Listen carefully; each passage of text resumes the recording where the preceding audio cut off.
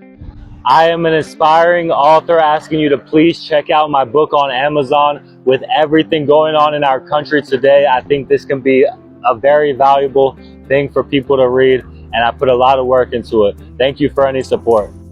It's pretty obvious that Trump is going to try to run again for 2028 and try to continue his rule beyond the allowed terms for presidency. So what are we, the people, supposed to do about this? I'm going to tell you the answer is not to keep voting Democrat. We need to focus on building our own community power structures. We need to form unions in every workplace. We need to form tenants unions in every city.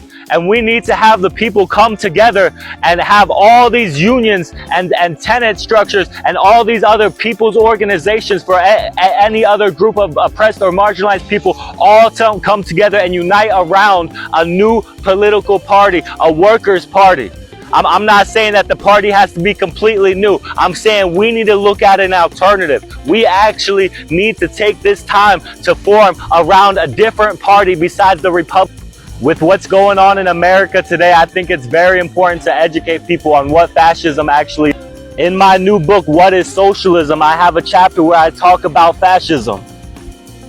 Fascism as a political ideology arose in response to socialist and communist movements for revolution.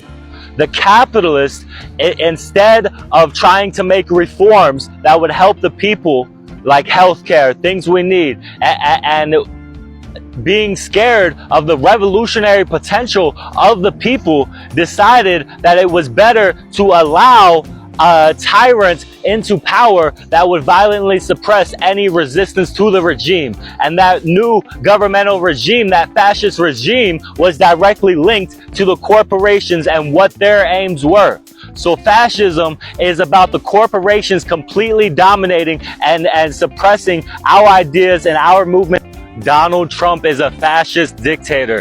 He is pardoning criminals, doing criminal acts in his name for their loyalty to him. January 6th protesters, corrupt officials who are loyal to him, who are doing things to keep him in power, you know, and try to excuse his crimes.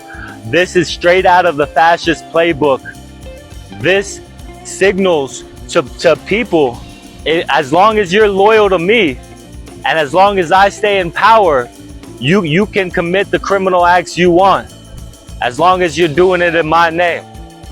This is way overreaching of the presidential power, you know, and I think this calls for a re-examination of presidential pardons as a whole. What gives one man the right to pardon any criminal he wants?